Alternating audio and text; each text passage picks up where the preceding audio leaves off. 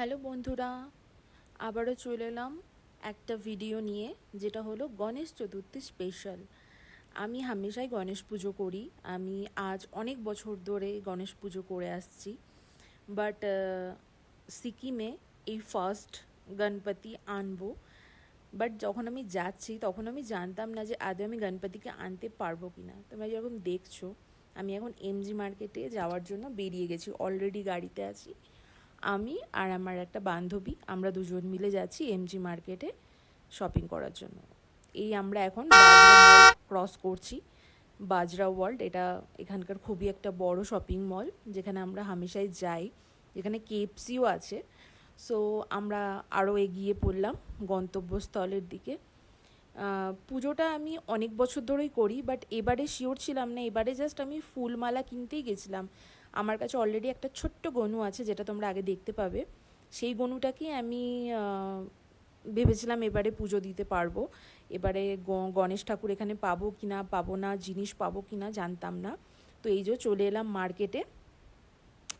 মার্কেটে ঢুকে দেখতেই পাচ্ছ এমজি মার্কেটে পৌঁছে গেছি।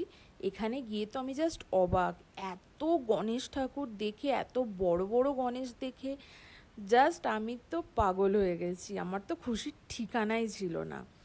তো ফটাফট আমি একটা গণেশ নিয়ে নিলাম, আর যাবতীয় যা লাগবে সব নিয়ে নিলাম।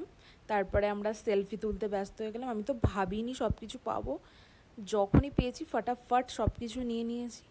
এখানে আমরা দুজন মিলে শপিং কমপ্লিট করে একটু সেলফি তুলছিলাম, একটু ঘোরাঘুরি করছিলাম। গ্যাংটক লেখা ছিল, ওইখানে সবাই মিলে আমরা ছবি তুলছিলাম দুজন মিলে। প্রচণ্ড টায়ার্ড হয়ে গেছিলাম, এত জিনিস কিনে ফেলেছি। ভাগ্যিস আমি ব্যাগটা নিয়ে গেছি। মানে আমি এখানে এসে বুঝে গেছি যে কোথাও গেলে একটা বড় ব্যাগ পার্সের মধ্যে ঢুকিয়ে নিয়ে যেতে হয়। কখন কি কিনতে হবে না হবে জানি না। তো হয়ে গেল সেদিনকার গল্প।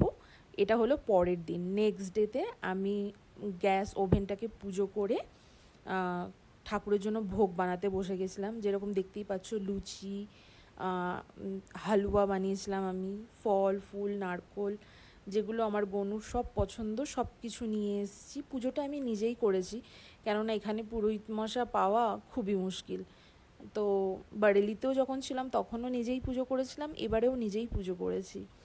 তো দেখছো যেরকম আমি পুজো করেছি, দিয়া জ্বালিয়েছি, খুব ভালো লেগেছে। মানে আমি ভাবতে পারিনি ওনাকে আমি নিয়ে আসবো। এবারে ওনাকেও আমি সিকিমেও নিয়ে আসতে পারবো, কেননা আমি বরেলিতেও যখন ছিলাম ওনাকে আমি নিয়ে গেছি ওখানে, মানে ওখানে পুজো করেছি। আর সিকিমেও যে করতে পারবো, মানে এটা আমি কল্পনার বাইরে ছিল আমার কাছে। তো সবই ওনারই ইচ্ছা, ওনার আসার ইচ্ছা। তো কে ওনাকে আটকাতে পারে, তাই না? তো আমি তো খুব খুশি হয়েছি ওনাকে পেয়ে। এই যে আমার ছোট্ট গনুটা দেখো নিচে বসে আছে।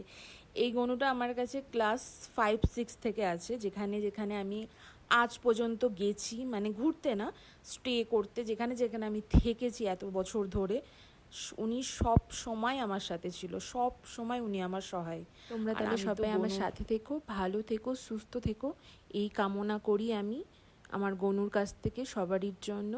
আর আমার সাথে থেকো, পাশে থেকো তোমরা।